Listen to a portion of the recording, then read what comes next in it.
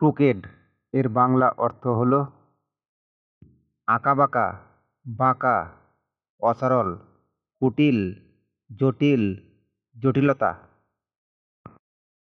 উদাহরণ বা example: the mountain road was crooked. The mountain road was crooked. পাহাড়ি রাস্তাটা ছিল আঁকাবাঁকা।